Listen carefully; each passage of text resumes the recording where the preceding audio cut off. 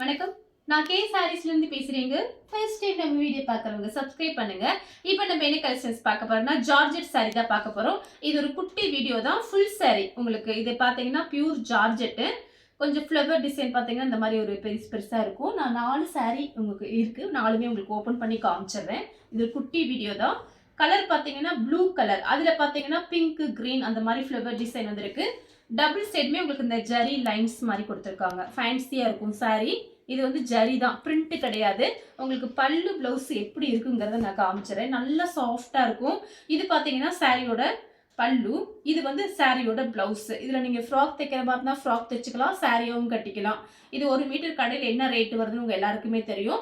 நம்மளோட பிரைஸ் பார்த்தீங்கன்னா உங்களுக்கு 370 மட்டும்தான். தமிழ்நாடு வரலுமே ஃப்ரீ ஷிப்பிங். அதர் ஸ்டேட்டா இருந்தால் சாரியோட வெயிட் பொறுத்து ஷிப்பிங் வாங்குறது. சேம் டிசைன் தான். கலர் பார்த்தீங்கன்னா உங்களுக்கு ஒரு ஆரஞ்சு கலரும் ஒரு பாசி பச்சை கிரீனும் கலந்த மாதிரி saree. சாரியோட இது பார்த்தீங்கன்னா பிளவுஸ், இது வந்து பல்லு. இது எல்லாமே பார்த்தீங்கன்னா உங்களுக்கு மிஸ்பிரிண்ட் சாரீஸ்.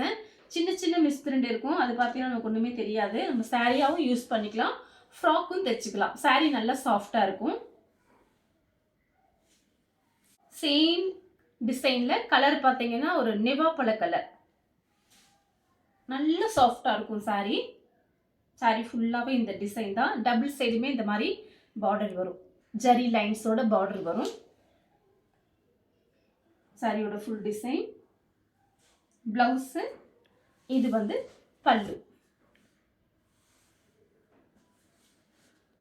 Pink colour.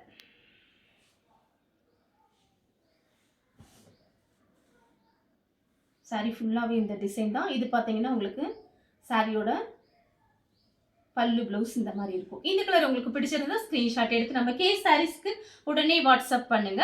நம்ம வீடியோ பார்த்ததுக்கு ரொம்ப ரொம்ப நன்றி.